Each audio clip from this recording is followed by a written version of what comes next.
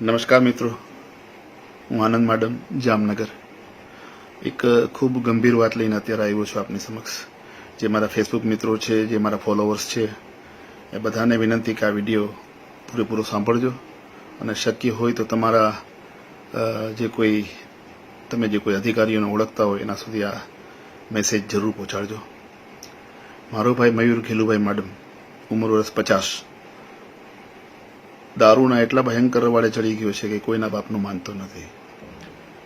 વધીને 4 કે 5 દિવસ માટે જ દારૂ મૂકી શકે છે. એ પછી લગાતાર એટલો દારૂ પીએ કે મરવાની હદ સુધી દારૂ પીએ છે અને પીધા પછી એને કાંઈ ભાન રહેતી નથી. અવડો લાંબો છરો લઈને નીકળી પડે છે અને રિક્ષા સ્ટેન્ડ આગળ જઈને રિક્ષાવાળા જોઈને ભાગી જાય છે.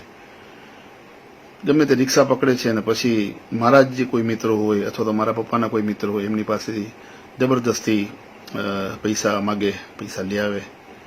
લોકો પણ કંટાળીને ભાઈ આ માડમ કુટુંબનો છોકરો છે અને એને ક્યાં ના પાડવી, ગેલુભાઈનો છોકરો છે એટલે એમ કરીને થોડા ઘણા પૈસા પણ એને આપતા હોય છે. અત્યાર સુધીમાં 35 જેટલા તો ટેલિફોન એને ગાયબ કર્યા, સેલફોન, દારૂ પીને. એમના વાઇફ બિલીમોરા ગયા છે, વયા ગયા છેલ્લા 1 વર્ષથી, અને 2 છોકરા એના છે 13 અને 14 વર્ષના. એ છોકરાઓનો પણ એને વિચાર નથી, માડમ કુટુંબનો કોઈ વિચાર નથી. ખીલુભાઈ માડમનું અવડું મોટું નામ એનો પણ એને વિચાર નથી. મમ્મી મારા અત્યારે 84 વર્ષના થયા, આટલું સમજાવતા હોય એનો કોઈ પણ એને વિચાર નથી. આવી પરિસ્થિતિની અંદર એને રિહેબમાં મોકલવા માટે ઘણી કોશિશો કરી પણ રિહેબમાં જતો નથી.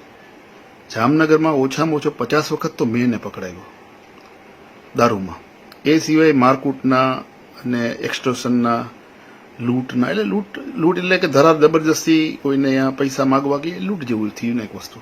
એટલે એ ટાઈપના એની ઉપર ઓછામાં ઓછા મારી દ્રષ્ટિએ 25 થી 30 કેસ છે. અને એ સિવાય દારૂના તો મેં 50 વખત પકડાયો. મેં તમને કીધું છેલ્લા 2 વર્ષની અંદર લગાતાર એને પકડાવું છું. તો આવી પરિસ્થિતિની અંદર હું 2 હાથ જોડીને વિનંતી કરું છું જામનગરના એસપી અને જામનગરના કલેક્ટરને કે મારા ભાઈનું જીવન તમારા હાથમાં છે. રિહેબમાં જતો નથી.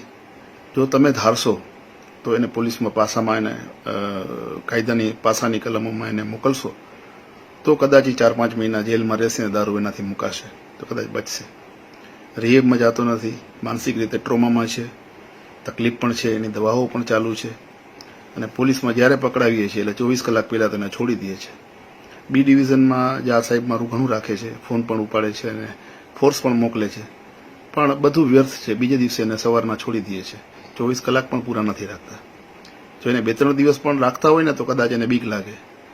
અને જામનગરમાં નથી પીવા દેતા તો એ બસમાં બેસીને ડોલતો ચાલુ થઈ જાય છે. અહીંથી જામનગરથી બસમાં બેઠો હોય ત્યારથી પીવાનું ચાલુ કરે. બિલીમોરા સુધીમાં સાવ કરતા સાવ માજા મૂકી દીધી હોય. અને એ ક્યાં પડ્યો હોય, કઈ હાલતમાં હોય એને ખુદને ખબર નથી હોતી.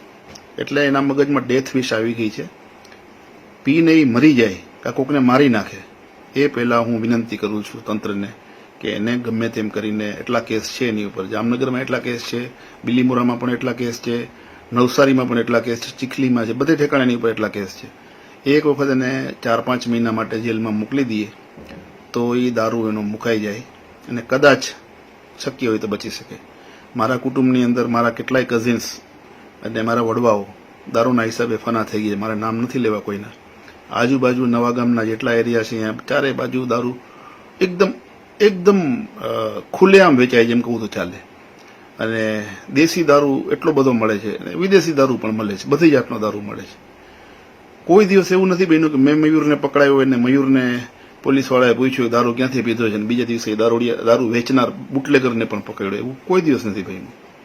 એટલે એસપી સાહેબને હું નમ્ર વિનંતી કરું છું, કલેક્ટર સાહેબને હું નમ્ર વિનંતી કરું છું કે મારા ભાઈ મયુર માડમને ગમે તેમ કરીને હવે પાસા કરશો તો જ બચશે.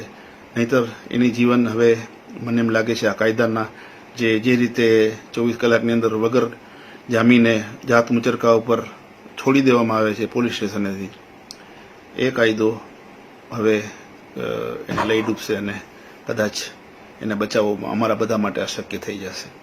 ખૂબ ખૂબ આભાર. આ વિડીયો જેને ઓળખતા હોય અધિકારીઓ એમના સુધી પહોંચાડજો, ડીએસપી સાહેબ સુધી પહોંચાડજો, જામનગરના ડીએસપી સાહેબ પાસે, જામનગરના કલેક્ટર સુધી પહોંચાડજો. મારા તમામ પત્રકાર મિત્રોને વિનંતી કે આ વિડીયો હું તમને મોકલીશ તમે કલેક્ટર સાહેબને અને ડીએસપી સાહેબને આ વિડીયો જરૂર મોકલજો. અને એ સિવાય જે લોકો રાજકારણમાં છે એ લોકોને પણ હું વિનંતી કરું છું કે તમે આ વિડીયો હર્ષભાઈ સંઘવી અથવા તો મુખ્યમંત્રી સુધી પણ પહોંચાડજો. ખૂબ ખૂબ આભાર. તમારો ખૂબ ખૂબ આભાર.